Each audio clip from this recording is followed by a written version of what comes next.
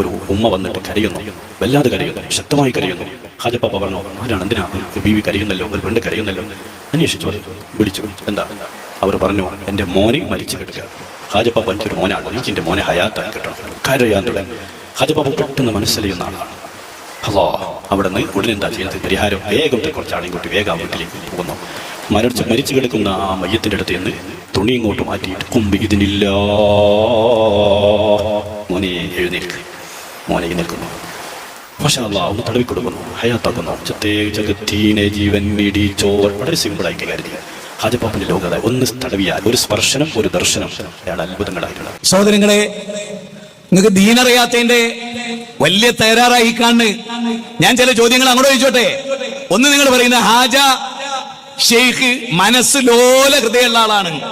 ഉമ്മാന്റെ കരച്ചിൽ എന്താണ്? എന്റെ കുട്ടി മരിച്ചു, എന്റെ കുട്ടിനെ ജീവിപ്പിച്ചു തരണം. എന്താണ് കാര്യം? ഇവിടെ 2-3 പ്രശ്നങ്ങളില്ലേ? ഇസ്ലാമിക ചരിത്രത്തിൽ മരിച്ച കുട്ടിനെ ജീവിപ്പിക്കാൻ വേണ്ടി നബിമാരെടുത്ത് കൊണ്ടുവരുന്ന ആരെങ്കിലും ഉണ്ടോ? ഈസാ നബിയുടെ കഥ പറയുന്നിടത്ത് കുംബീദിനില്ല, അള്ളാന്റെ അനുമതിയോടെ. അത് മുഅ്ജിസത്താണ്, നമുക്ക് എല്ലാവർക്കും അറിയാവുന്ന കാര്യമാണ്. അതെന്താ സംഭവിക്കുന്നത് നമുക്കറിയാം. ഇവിടെ നിങ്ങൾ ആലോചിക്കേണ്ട ചില പോയിന്റ് ഞാൻ പറയാം. ഇവിടെ എന്താണ്? വലിയ കഴിവുടവയരായ അദ്ദേഹം എന്താ പറയുന്നത്? കുൻ എന്നാണ് അള്ളാഹുവിന്റെ വിശേഷണം. ഉണ്ടാകി എന്ന് പറഞ്ഞാൽ ഉണ്ടാവും. അതാര വിശേഷണ? കുൻ ഫയകൂൻ. അതാര വിശേഷണ? റബ്ബിന്റെ വിശേഷണമാണ്. അതിൽ ആരെയാ പങ്കു ചേർക്കുന്നത്? ഖാജ മൊഹീദ്ദീനെ പങ്കു ചേർക്കുകയാണ്. ഇത് പറയുമ്പോൾ നമുക്ക് എന്താ പ്രശ്നം എന്നറിയാം. ഞാൻ പറഞ്ഞുതരാം. ഖാജ മൊഹീദ്ദീനെ പറയുമ്പോൾ ഇതാ കണ്ടടാ നമ്മളെ വലിയ ചീത്ത പറയണ വഹാബി. എന്താ നിങ്ങൾക്ക് അള്ളാനെ നിങ്ങൾ തരംതാത്തുന്നതിൽ നിങ്ങൾക്ക് വിഷമമില്ലാത്ത? ഫൈസി അള്ളാനെ തള്ളുമ്പോൾ നിങ്ങൾക്ക് ടെൻഷൻ ഇല്ല. കാരണം എന്താ അറിയോ? അള്ളയായിട്ട് നിങ്ങൾക്ക് ബന്ധമല്ല. സമസ്തക്കാരെ നിങ്ങൾ നിസ്സാരമായി കാണണ്ട. നിങ്ങളെ റൂഹ് പിടിക്കുന്നൊക്കെ എങ്ങനെയാന്ന് ലോകത്തെങ്ങാൻ ഒരു പിക്ചറിൽ ഉണ്ടായിരുന്നെങ്കിൽ പിന്നൊരുത്തൻ സമസ്തയാവില്ല. സമസ്ത ഉസ്താദുമാരുടെ ഒക്കെ റൂഹ് മലക്കുൽ മൗത്തിൽ പിടിക്കുന്നത് കണ്ടിരുന്നെങ്കിൽ ലോകത്തൊരൊറ്റ മനുഷ്യന് യുക്തിവാദിയായിട്ടുണ്ടാവില്ലായിരുന്നു. പക്ഷെ അള്ളത് വെക്കാത്ത എന്തിനറിയോ? ഏറ്റവും വലിയ അത്ഭുതമായ ഖുർആൻ നമ്മളെ കയ്യിൽ തന്നിട്ട് അള്ള പറഞ്ഞ് നിങ്ങൾക്ക് തലച്ചോറ് തന്ന് ചിന്തിച്ച് പഠിച്ചാൽ മതി, അത്ഭുതം കണ്ട് മാറണ്ടാന്ന്. അപാരമാണ്. ഞാൻ എപ്പോഴും വിചാരിക്കും, മദീനയും മക്കയും കണ്ടാൽ ഞാൻ പറയുന്നത് ഇന്ത്യയിലെ മുഴുവൻ ഹിന്ദുക്കളും ചിലപ്പോൾ ഇസ്ലാമാവും. വെറുതെ നടക്കൊണ്ട് ഇട്ടേച്ചാൽ ഒറ്റ ദിവസം അത് അവിടുത്തെ വൃത്തി മാത്രം കണ്ട വിവരമുള്ള എല്ലാവരും ഇസ്ലാമാവും. ലോകത്തൊരിടത്തും അത്ര വൃത്തിയില്ല. എങ്ങനെ? ലോകത്ത് അത്ര മനുഷ്യർക്ക് ആഷ്ടിക്കുകയും മൂത്രിക്കുകയും ചെയ്യുന്ന ഒരു സ്ഥലം ഈ 2 ഹറമിലെ ടോയ്ലറ്റ് പോലെ വേറല്ല. എന്തെങ്കിലും ഒരു മണം, ഒരു ദുർഗന്ധം അവിടെ നിന്നില്ല. അത് മാത്രം നോട്ട് ചെയ്താൽ ലക്ഷക്കണക്കിന് മനുഷ്യർക്ക് ഇസ്ലാം സ്വീകരിക്കുക. പക്ഷേ ഞങ്ങളോട് പറയുന്നത് ഇവിടെ എന്താ പ്രശ്നം? മരിച്ച കുട്ടിനെ ഇങ്ങനൊരവസ്ഥ ഇല്ല, ആർക്കും ഇല്ല എന്ന് വിചാരിക്കുക. എന്താ പ്രശ്നം? ഒരു മഹാന് മരിപ്പിക്കുന്നു ജീവിപ്പിക്കുന്നു അല്ലല്ലേ എന്ന് ചോദിച്ചു അല്ല. സൂറത്ത് ഫുർഖാന്റെ തുടക്കം എന്താ അറിയോ? ജസ്റ്റ് ഞാൻ ഒരായത്ത് പറഞ്ഞുതരാം. പെട്ടെന്ന് ഓർമ്മ വന്നുകൊണ്ട് പറയാണ്, അധ്യായമാണെന്നാണ് ഞാൻ വിചാരിക്കുന്നു. ഓതി പോകുന്ന കൂട്ടത്തിൽ നമ്മളിങ്ങനെ ഫുർഖാന്റെ തുടക്കം തന്നെയാണ്. അല്ലെങ്കിൽ ഇൻഷാ അല്ലാഹ് ആശയം ഞാൻ പറയും, നമുക്ക് നോക്കാം. അതെ, നമ്മൾ പഠിക്കുക തന്നെ വേണം. നമ്മൾ ഖുർആൻ പഠിക്കുക. അതിനാണ് മുജാഹിദ് പ്രസ്ഥാനം ഇവിടെ വന്നത്. الذي له ملك السماوات والارض ولن يتخذ ولدا ولم يكن له شرك في الملك. അല്ലാഹു സുബ്ഹാനഹു വ തആല പറയാണ്. എന്നിട്ട് അല്ലാഹു ഈ സൂറത്ത് ഫുർഖാന്റെ തുടക്കത്തിൽ പറയാണ്, അല്ലാഹു സുബ്ഹാനഹു വ തആല നമ്മോട് പറയുന്നത് വലാ യംലികൂന മൗതൻ വലാ ഹയാതൻ വലാ നുശൂറ. സൂറത്ത് ഫുർഖാൻ മാഷാ അല്ലാഹ്. അതിന്റെ തുടക്കത്തിൽ 3-ാമത്തെ വചനം എന്താ അറിയോ? അവന് പുറമെ പല ഇലാഹുകളെയും ദൈവങ്ങളെയും സ്വീകരിച്ചിരിക്കുന്നു നിങ്ങൾ, എന്നിട്ട് അവർ ദൈവങ്ങളെ യാതൊന്നും സൃഷ്ടിക്കുന്നില്ല. അവർ തന്നെയും സൃഷ്ടിക്കപ്പെട്ടവരാണ്. തങ്ങൾക്ക് തന്നെ ഉപദ്രവമോ ഉപകാരമോ അവർക്ക് ചെയ്യാൻ കഴിയില്ല. അവർ അധീനപ്പെടുത്തുന്നില്ല. എന്ത്? മരണത്തെയോ ജീവിതത്തെയോ ഉയർത്തെഴുന്നേൽപ്പിനെയോ അവർ അധീനപ്പെടുത്തുന്നില്ല. ഒരാളെ മരിപ്പിക്കുന്നതിലോ ഒരാളെ ജീവിപ്പിക്കുന്നതിലോ അള്ളാഹ്ക്ക് പുറമെ ഒരു നബിക്കും പങ്കില്ല എന്ന് തീർത്ത് റഹ്മാനായ റബ്ബ് എവിടെയാ പറയുന്നത്?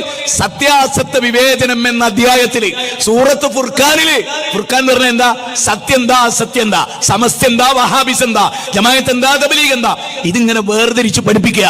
ആ പഠിപ്പിക്കുന്ന കൂട്ടത്തിൽ അള്ളാഹ് പറയാണ്, മൗത്തിനെയാകട്ടെ ഹയാത്തിനെയാകട്ടെ നുശൂറിനെയാകട്ടെ ഒന്നും അവർ അധീനപ്പെടുത്തുന്നില്ല. ആര്?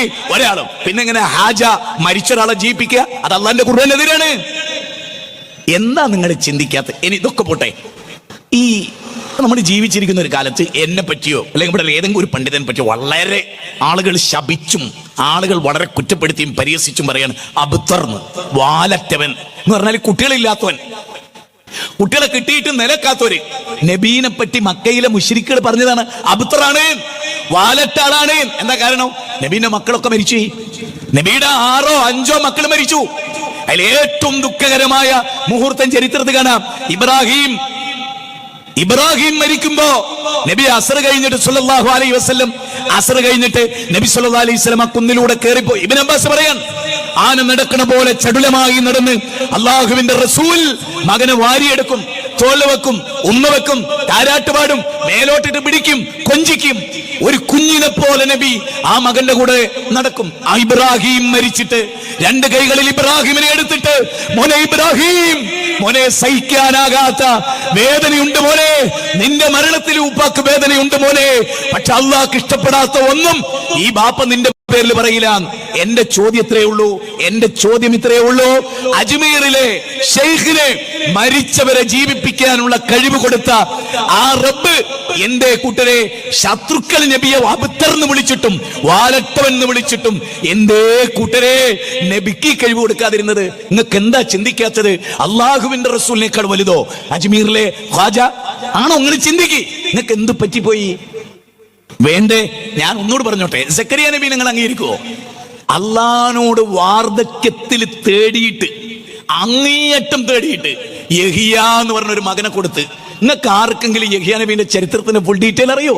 പൂർവ്വവേദങ്ങളിലും ഇസ്ലാമിക ചരിത്രത്തിലും ഒരൊറ്റ തൗഹീദി പ്രഭാഷണം നടത്തിയ ആളാണ് യഹിയ അലൈഹിസ്സലാം. ഒരൊറ്റ തൗഹീദി പ്രഭാഷണം.